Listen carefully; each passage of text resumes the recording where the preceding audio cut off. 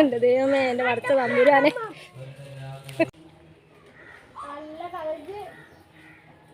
പറിക്കാൻ എല്ലാ കിളികളും മുഴുവനുണ്ട്. ചെറിയ കിളി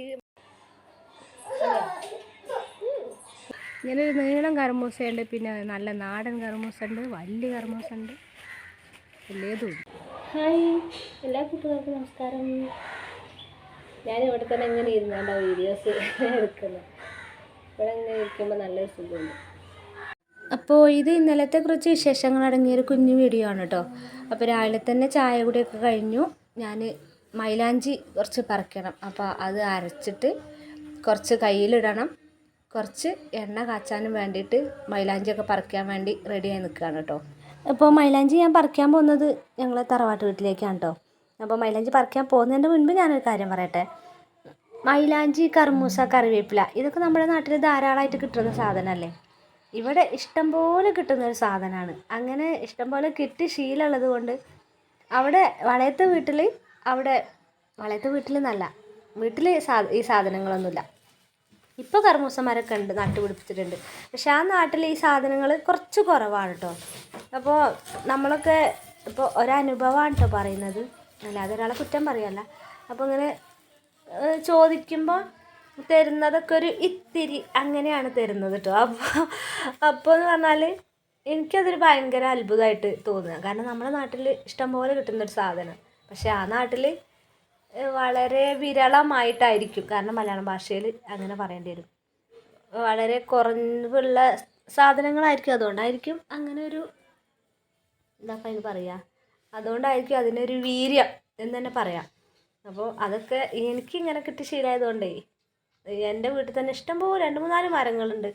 അതിലൊക്കെ നിറയെ കായ്കളുണ്ട്. ആര് വന്ന് ചോദിച്ചാലും കർമൂസ കൊടുക്കാറുണ്ട്. അപ്പോൾ അത് എനിക്കൊരു വല്ലാത്തൊരു അത്ഭുതമായിട്ട് തോന്നി. അതാട്ടോ പറയുന്നത്. അപ്പോൾ ഇനി മൈലാഞ്ചി പറിച്ചിട്ട് പിന്നെ കുറച്ച് ഇല ഉണക്കി പൊടിക്കും വേണം, കുറച്ച് എണ്ണ കാച്ചും വേണം, പിന്നെ കുറച്ച് ഹെന്നക്കൂട്ട് ഉണ്ടാക്കണം. അപ്പോൾ ഞാനിവിടെ വീട്ടിൽ വരുമ്പോഴാണ് അധികം ഹെന്ന ചെയ്യാറ് കേട്ടോ. മൈലാഞ്ചി പറിക്കാൻ എൻ്റെ മുന്നിലിതാ കിളികൾ മൊത്തം ഇറങ്ങിയിട്ടുണ്ട്. ഇപ്പോൾ ഇവരില്ലാത്തൊരു കച്ചവടമല്ലല്ലോ. അങ്ങനെ തറവാട്ട് വീട്ടിലെത്തി. അപ്പോൾ മൈലാഞ്ചി പറിക്കാൻ നിൽക്കുകയാണ് കേട്ടോ. അപ്പോൾ ഹെന്നക്കൂട്ട് ഞാനിവിടെ വീട്ടിൽ വരുമ്പോഴാണ് അധികം മുടിക്ക് ഹെന്ന ചെയ്യാറ് കേട്ടോ. അവിടെ ഞാൻ പറഞ്ഞില്ലേ ഈ സാധനം കിട്ടാത്തതുകൊണ്ട് അങ്ങനെ ചെയ്യാറില്ല. ശരിക്കും നമ്മൾ മാസത്തിൽ ഒരു പ്രാവശ്യം തലയ്ക്ക് അങ്ങനെ ഹെന്ന ചെയ്യുന്നത് ഏറ്റവും നല്ലതാണ്. മുടി ഉണ്ടാകാൻ അല്ല, എല്ലാ മുടി അവിടെ സ്ഥിരമായിട്ട് നിൽക്കാനും അതിൻ്റെ ഒരു സംരക്ഷണമാണ് ഹെന്നക്കൂട്ട്. കാരണം മൈലാഞ്ചി, കാപ്പിപ്പൊടി, നെല്ലിക്കപ്പൊടി, പിന്നെ തൈര്, മുട്ട, നാരങ്ങനീര് ഇതൊക്കെ അല്ല നമ്മൾ ഹെന്നക്കൂട്ടിൽ ഉപയോഗിക്കുക. അപ്പോൾ അതൊക്കെ തലയ്ക്ക് നല്ലതാണ്. ഞാൻ എണ്ണ കാച്ചുന്നതിൽ മൈലാഞ്ചിയിലൊക്കെ ഇടാറുണ്ട് കേട്ടോ. അപ്പോൾ ഞാൻ എണ്ണ കാച്ചി കൊണ്ടുപോകണമെന്നാണ് പ്രാവശ്യം കരുതിയിരുന്നത്. പിന്നെ കുറച്ച് ഇല ഉണക്കി പൊടിച്ചിട്ട് വീട്ടിലേക്ക് കൊണ്ടുപോകണമെന്നാണ് കരുതിയത്. പക്ഷേ ഇവർക്കൊക്കെ ഹെന്നക്കൂട്ട് ഉണ്ടാക്കി കൊടുക്കണം എന്ന് പറഞ്ഞു നാത്തൂനും അമ്മയൊക്കെ. അപ്പോൾ അവർക്കൊക്കെ എന്നാൽ പിന്നെ ഉണ്ടാക്കുകയാണെങ്കിൽ കുറച്ച് കൂടുതൽ ഉണ്ടാക്കാമെന്ന് എഴുതിയിട്ട് അതിന് വേണ്ടിയിട്ടാട്ടോ മൈലാഞ്ചി കുറച്ച് കൂടുതൽ പറിക്കുകയാണ് കേട്ടോ. അപ്പോൾ എന്നിട്ട് വേണം ഹെന്നക്കൂട്ട് ഉണ്ടാക്കാൻ. പിന്നെ ഹെന്നക്കൂട്ട് ഉണ്ടാക്കാൻ എല്ലാവർക്കും അറിയാമല്ലോ അല്ലേ. പിന്നെ നമ്മളിപ്പോൾ മുഖത്തൊക്കെ പലതും വാരി തേക്കുന്നില്ലേ. അപ്പോൾ നമ്മളാരും തല ശ്രദ്ധിക്കാറില്ല. തലയിൽ എണ്ണ തേച്ച് കുളിക്കുക എന്നല്ലാതെ ശരിക്ക് ആഴ്ചയിൽ ഒരു ദിവസം ഹോട്ട് ഓയിൽ മസാജ് ചെയ്യുക, പിന്നെ മാസത്തിലൊരു പ്രാവശ്യം തലയ്ക്ക് ഹെന്ന ചെയ്യുക, അതൊക്കെ ഏറ്റവും നല്ലതാണ്. മുടി എപ്പോഴും ഒരു എന്താ പറയുക, മുടിക്ക് നല്ല സംരക്ഷണമാണ് കേട്ടോ മുടിക്ക് അങ്ങനെ ചെയ്യുന്നത്. അപ്പോൾ നാച്ചുറലായിട്ടുള്ള ഹെന്ന ചെയ്താൽ ഏറ്റവും നല്ലതാണ്. പിന്നെ എൻ്റെ കൂടെ വന്ന കുഞ്ഞിക്കിളികളും ചേച്ചിക്കിളിയൊക്കെ അവിടെ വെയിലായതുകൊണ്ടേ ഞാൻ അവിടെ തറവാട്ട് വീട്ടിൽ അവിടെ അമർത്തി ഇരുത്തിയതായിരുന്നു കേട്ടോ. അപ്പോൾ അതാ മൈലാഞ്ചി പറിക്കുന്ന കണ്ടിട്ട് എൻ്റെ അടുത്ത് വന്നിട്ടുണ്ട് കേട്ടോ. അപ്പോൾ ഏതായാലും ഇനി അത്യാവശ്യം മൈലാഞ്ചി ആയിട്ട് അവരെ കൊണ്ട് വീട്ടിലേക്ക് പോവാണ്. പിന്നെ ഏതാ കർമൂസ മരം കണ്ടോ. ഇവിടെ എല്ലാവരുടെ വീട്ടിലും കർമൂസ, കറിവേപ്പില, മൈലാഞ്ചി ഇത് എല്ലാവരുടെ വീട്ടിലും ഇഷ്ടം പോലെ ഉണ്ടാവും. ഇതിപ്പോൾ നാടൻ കർമൂസയല്ല, ഇതൊരു നീളത്തിലൊരു കർമൂസയാണ് കേട്ടോ. ഇവിടെ തന്നെ 2-3-4 മരങ്ങളുണ്ട്. അങ്ങനെ മൈലാഞ്ചിയൊക്കെ പറിച്ചു. അപ്പോൾ മൈലാഞ്ചി കൈ പിടിക്കാമെന്ന് പറഞ്ഞിട്ട് ഒരാൾ മൈലാഞ്ചി ഇട്ട കവറ് വാങ്ങിയിട്ടുണ്ട് കേട്ടോ. പിന്നെ ഞാൻ വേറൊരു സാധനം കാണിച്ചു തരാം കേട്ടോ. ഇത് ന്യൂ ജനറേഷൻ ആൾക്കാർ കാണാത്തയും കഴിക്കാത്തൊരു സാധനമായിരിക്കും. ചിലപ്പോൾ കഴിച്ചിട്ടുണ്ടാവും കേട്ടോ, പറയാൻ പറ്റില്ല. അപ്പോൾ ഇത് എൻ്റെ വീട്ടിൽ എൻ്റെ തൊടിയിലുണ്ടായ സാധനമാണ് കേട്ടോ. അപ്പോൾ സാധനം എന്താണെന്ന് വെച്ചാൽ ഇതാ അമ്മ നല്ല എന്താ പറയുക ശക്തിയിൽ കൊത്തി കിളക്കുകയാണ് കേട്ടോ. കൈക്കോട്ടും പിന്നെ കമ്പിപ്പാരയും പിന്നെ പിക്കാസൊക്കെ എടുത്തിട്ട്. അപ്പോൾ എന്താണെന്ന് മനസ്സിലായോ? ഇതാണ് കാച്ചിൽ. കാച്ചിൽ എന്ന് പൊതുവായിട്ടുള്ള പേരാണ് കേട്ടോ. പക്ഷേ എൻ്റെ നാട്ടിൽ ഇതിന് കാവുത്ത് എന്നാണ് പറയുക. ഇതിനവിടെ എന്താ പേര് അറിയോ? കണ്ടിക്കിഴങ്ങ്. കണ്ടിക്കിഴങ്ങ് അറിയാം. ഞാനിതെന്താ ഈ സാധനം ഒരു ഐഡിയ ഇല്ല. ഞാനന്ന് കുറേ ചിരിച്ചിക്കണ പറയുന്നിട്ടുണ്ട്. പല നാട്ടിലും പല ഭാഷ. നമ്മളെ ഈ തൂങ്ങിക്കണ കാവുത്തില്ലേ, അതൊരു കാച്ചിൽ അറിയും. ഞാൻ പറഞ്ഞ ഇതേ നമ്മളെ തൂങ്ങിക്കണ വള്ളിമേ വിത്ത്, അതൊരു പിന്നെ കാച്ചിൽ അറിയും. ഇത് കണ്ടിക്കിഴങ്ങ്. എന്താ ഞാൻ പറഞ്ഞു, ഞങ്ങളത് രണ്ടിലും കാവുത്ത് എന്നാ പറയാ. പിന്നെ മെയിനായിട്ട് ഇതിന്റെ പേര് കാച്ചിൽ എന്നാണ്. കാവുത്ത് എന്നാ ഞങ്ങളൊക്കെ പറയാ. അപ്പൊ ഇവരിത് എന്നോട് പറഞ്ഞ കണ്ടിക്കേങ്ങുണ്ട് ഒരു കഞ്ഞി വെക്കല്. കഞ്ഞി ചോദിച്ചു. അപ്പൊ സംഭവം കഞ്ഞി നമ്മള് നല്ല കുഴമ്പാക്കി വെക്കൂലേ, അതാണ് സംഭവം. ഒരു കഞ്ഞി പോലെ വെക്കലാണല്ലോ ഇവിടെ കുടിക്കുക.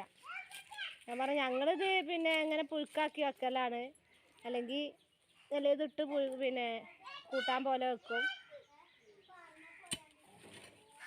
ഓരോ ഇതിലും നമ്മൾ എന്താ അങ്ങനെ ലൂസാക്കി പുഴുങ്ങണേനും എന്താ പുഴുക്ക് അറിയുമ്പോ ഒരു കഞ്ഞി അറിയും.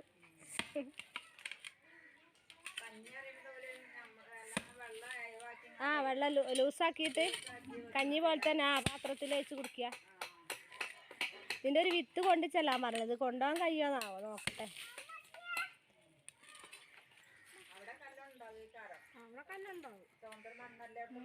മണ്ണല്ല, പക്ഷെ ആദ്യം അവിടെ ഉണ്ടേന്ന് പറഞ്ഞ അമ്മ. ആദ്യം തൊടിയിലുണ്ടായിരുന്നു. ഇപ്പോൾ ആ സാധനമൊന്നുമില്ല. വേറൊന്നുമില്ല. ഇതൊക്കെ കണ്ടാലേ അവിടുത്തെ അമ്മമാർ കണ്ടാലേ അവർക്ക് എന്തോരം ഇഷ്ടമറിയോ.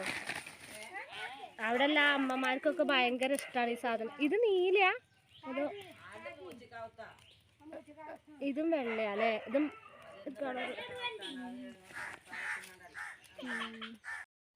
അപ്പോൾ കാച്ചിലിന് പറയുന്ന പേര് കേട്ടില്ലേ? ഇവിടെ കാവുത്ത് എന്ന് പറയും. വളയം ഭാഗത്ത് കണ്ടിക്കിഴങ്ങ് എന്നാണ് കേട്ടോ പറയുക. അപ്പോൾ ആദ്യമൊക്കെ ഇത് കേൾക്കുമ്പോൾ ഞാനിത് എന്തൊരു കിഴങ്ങാന്നൊന്നും എനിക്ക് അറിയില്ലായിരുന്നു. പിന്നെ ഇവരിത് കാണിച്ചു തന്നപ്പോഴാണ് മനസ്സിലായത് ഇത് കാച്ചിലിനെയാണ് ഇവർ പറയുന്നത്. പിന്നെ ഞാൻ എപ്പോഴും പറയുന്ന പോലെ തന്നെ ഓരോ നാട്ടിലും ഓരോ സംസ്കാരം, ഓരോ ഭാഷാ വ്യത്യാസങ്ങളാണല്ലോ അല്ലേ? അപ്പോൾ അമ്മ ഒരുപാട് നേരം ഇത് കൊത്തി കളച്ചിട്ടോ. കാരണം ഒരു വർഷത്തോളം കിളച്ചെടുക്കാത്ത കിഴങ്ങല്ല. അപ്പം മണ്ണിലേക്ക് നല്ലോണം ആഴ്ന്നിറങ്ങിയിട്ടുണ്ട്. അപ്പോൾ അതിൻ്റെ ചുറ്റുഭാഗം അമ്മ കൊത്തി കളച്ചിട്ടുണ്ട്. അപ്പോൾ ബാക്കി ഞാൻ അമ്മേനെ സഹായിക്കാൻ വേണ്ടി ഞാനും പിക്കാസൊക്കെ എടുത്തിട്ട് പിന്നെ എനിക്ക് കഴിയുന്ന പോലെ ഞാനും കിളച്ച് കൊടുക്കുകയാണ് കേട്ടോ. ഇത് ശരിക്കും ഒരൊറ്റ കൊത്ത് കൊടുത്താൽ അതിനെ നടു മുറിഞ്ഞിട്ട് ഇങ്ങോട്ട് കിഴങ്ങ് കിട്ടും. പക്ഷേ ഞങ്ങളങ്ങനെ ചെയ്യുന്നില്ല. ഇതിൻ്റെ അടിയോടുകൂടി അങ്ങനെ പിന്നെ മുറിച്ചെടുക്കാതെ മൊത്തത്തിൽ കിഴങ്ങിങ്ങനെ മണ്ണിൽ ഊരിയെടുക്കാന്നാണ് നോക്കുന്നത് കേട്ടോ. അപ്പോൾ ഒരു കിഴങ്ങ് കിട്ടിയിട്ടുണ്ട്. കണ്ടോ, ഇതാണ് കാച്ചിൽ.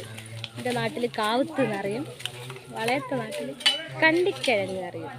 എൻ്റെ അമ്മേ ഇത് തോന്നണില്ല, ബാക്കി ഇനി കളക്കാനുണ്ട്. എൻ്റെ ദൈവമേ, എൻ്റെ വറുത്ത തമ്പുരാനെ. അപ്പോൾ ഇതാ 2 കിഴങ്ങ് അമ്മ കിളച്ചെടുത്തിട്ടോ. ബാക്കി വലിയൊരു കിഴങ്ങുണ്ട്. അപ്പോൾ അത് അച്ഛൻ്റെ സഹായം തന്നെ വേണ്ടി വന്നു. അച്ഛനിതാ മൊത്തത്തിൽ നന്നായിട്ട് കൊത്തി കിളച്ചെടുക്കുകയാണ് കേട്ടോ. അപ്പോൾ അത് ഞാൻ പറഞ്ഞില്ലേ, മുറിച്ചെടുക്കാതെ എടുക്കാൻ നോക്കുകയാണ്. ഞങ്ങളിത് അധികം പുഴുങ്ങാറാണ് കേട്ടോ ചെയ്യുക. ചെറിയ കഷ്ണങ്ങളാക്കിയിട്ട് പുഴുങ്ങിയിട്ട് അതിലേക്ക് നല്ല കാന്താരിമുളകും ചെറിയ ഉള്ളിയും ഉപ്പും കൂട്ടി ചതച്ചെടുത്ത് ചമ്മന്തിയാണ് കേട്ടോ ഉപയോഗിക്കാറ്. അല്ലെങ്കിൽ പിന്നെ പുഴുക്കുണ്ടാക്കും. നന്നായിട്ട് മഞ്ഞളും ഉപ്പിട്ട് വേവിച്ചിട്ട് നാളികേരമൊക്കെ ചതച്ചെടുത്ത് നന്നായിട്ട് പുഴുക്കുണ്ടാക്കും. പിന്നെ അവിടുത്തെ അമ്മ പറഞ്ഞ പോലെ അവർ കഞ്ഞി ഉണ്ടാക്കുക എന്നാണ് പറയുക. അത് കഞ്ഞി ഉണ്ടാക്കുന്നത് എങ്ങനെയാണെന്ന് വെച്ചാൽ ഇത് നന്നായിട്ട് പുഴുക്ക് പോലെ തന്നെ ഉണ്ടാക്കിയിട്ട് നല്ല ലൂസാക്കിയിട്ട്, അതായത് നമ്മൾ കിണ്ണത്തിൽ ഒഴിച്ച് കുടിക്കാൻ പറ്റുന്ന പാതിൽ, അതാണ് അവർ കഞ്ഞി എന്ന് പറയുന്നത്.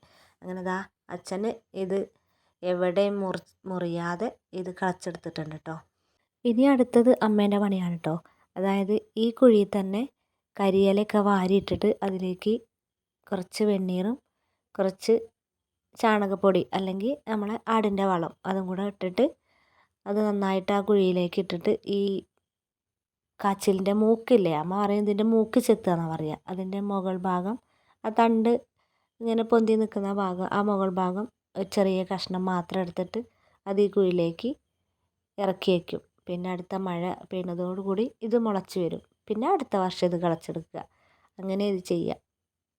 അപ്പം നമ്മൾ ഈ കുഴിക്ക് നല്ല കരിയിലയും വളം കൂടി ഇട്ട് കൊടുത്താൽ കിഴങ്ങ് നല്ല വണ്ണം വെച്ചിട്ട് നല്ല വലിയ കിഴങ്ങായിട്ട് വരും. അപ്പോൾ അമ്മ കാച്ചിലിൻ്റെ മൂക്കൊക്കെ ചെത്തി ആ വള്ളി പൊന്തി നിൽക്കുന്ന ഭാഗം എടുത്തിട്ട് ഇത് കുഴിയിലേക്ക് വെക്കുകയാണ് കേട്ടോ.